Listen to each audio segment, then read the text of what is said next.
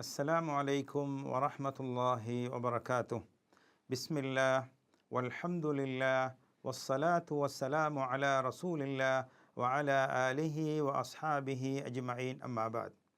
அன்பார்ந்தவர்களே, கடந்த வகுப்புகளிலே ஈமான் கொள்ள வேண்டிய விடயங்களில் நாம் அல்லாஹை பற்றிய இறை விசுவாசத்தையும், மலக்குமார்களை பற்றிய இறை விசுவாசத்தையும், வேதங்களை பற்றிய இறை விசுவாசத்தையும், தூதர்களை பற்றிய இறை விசுவாசத்தையும், மறுமை நாளை பற்றிய இறை விசுவாசத்தையும் பார்த்தோம். அந்த மறுமை நாள் ஏற்படுவதற்கு முன்னால் ஏற்படக்கூடிய மறுமை நாள் அடையாளங்களை பற்றி இன்ஷா அல்லாஹ் இன்றைய வகுப்பிலே பார்ப்போம். இந்த மறுமை நாள் அடையாளங்கள் என்பது மறுமை நாள் நிகழ்வதற்கு முன்னால் சில அடையாளங்கள் ஏற்படும். இது மறுமை நாள் ஏற்பட போகின்றது என்பதற்கான ஒரு அறைகூவலாக அறிவித்தலாக இருக்கும். இந்த மறுமை நாள் அடையாளங்களை பொறுத்தவரையில் இரண்டாக பிரிக்கலாம். ஒன்று மறுமை நாளின் சிறிய அடையாளங்கள், மறுமை நாளின் பெரிய அடையாளங்கள். இந்த சிறிய அடையாளங்களை பொறுத்தவரையிலே இது மறுமை நாள் ஏற்படுவதற்கு நீண்ட நாட்களுக்கு முன்னால், நீண்ட காலங்களுக்கு முன்னால் நிகழும். இந்த அடையாளங்களை 3 பிரிவாக நாம் பிரிக்கலாம். ஒன்று, அந்த அடையாளங்கள் உலகத்திலே ஏற்பட்டு முடிந்துவிட்டது, இன்னும் ஏற்படலாம். இரண்டாவதாக, சில அடையாளங்கள் வெளிப்பட்டு விட்டது, தொடர்ந்து வெளிப்பட்டு கொண்டே இருக்கிறது. அந்த அடையாளங்கள் வெளிப்பட்டு தொடர்ந்த வண்ணம் இருக்கிறது. மூன்றாவது, இன்னும் சில அடையாளங்கள் நிகழவில்லை, நிச்சயமாக அவைகள் நிகழும். அல்லாஹ்வின் தூதர் முஹம்மது ஸல்லல்லாஹு அலைஹி வஸல்லம் அவர்களுடைய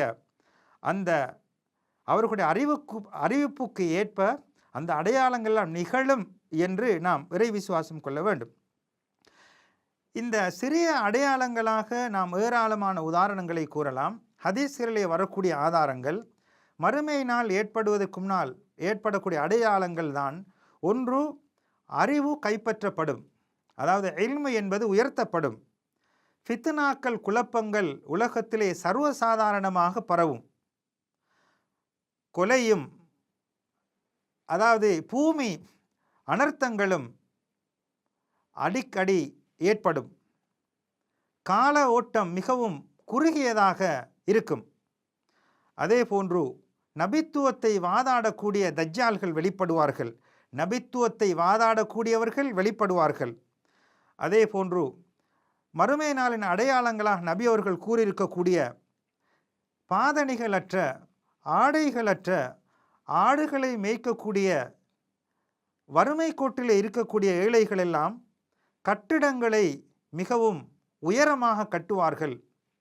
அதே போன்று முஸ்லீம்களுக்கு எதிராக சமுதாயங்கள் கிளர்ந்தெழும். யூதர்களுக்கு எதிராக முஸ்லீம்கள் வெற்றி பெறுவார்கள். எந்த அளவுக்கென்றால் மரமும் கல்லும் நாளை ஒரு முஃமினை பார்த்து பேசும். ஒரு யூதன் மறைந்திருப்பான் என்றால் அவனை அந்த கல்லும் மரமும் அந்த முஸ்லிமுக்கு அறிவித்து கொடுக்கும். இவைகளெல்லாம் மறுமை நாளின் அடையாளங்களாக ஹதீஸ்களிலே நாம் காணலாம். அதே போன்று மேலும் நபி ஸல்லல்லாஹு அலைஹி வஸல்லம் அன்னவர்கள் கூறுகின்ற போது, இன்ன மின் அஷ்ராத்திஸ் ஸாஅத்தி, நிச்சயமாக மறுமை நாள் அடையாளங்கள் உள்ளதுதான் ஐ யுர்ஃபஅல் இல்மு, அதாவது அறிவு உயர்த்தப்படும், அறிஞர்கள் மரணிப்பார்கள், மடமை என்பது அதிகரிக்கும், விபச்சாரம் அதிகரிக்கும், மது அருந்துவது அதிகரிக்கும், ஆண்கள் குறைந்து விடுவார்கள், பெண்கள் அதிகரிப்பார்கள். எந்த அளவுக்கென்றால் ஒரு ஆணுக்கு 50 பெண்கள் இருக்கக்கூடிய அளவுக்கு பெண்கள் அதிகரிப்பார்கள் என்று நபி அவர்கள் கூறியிருக்கிறார்கள். எனவே இந்த மறுமை நாள் என்பது நிகழத்தான் போகிறது.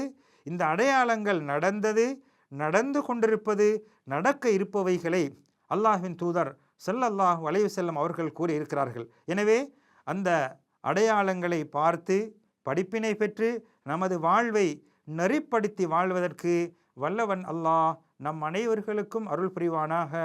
வஸ்ஸலாமு அலைக்கும் வரஹ்மத்துல்லாஹி வபரகாத்துஹ்.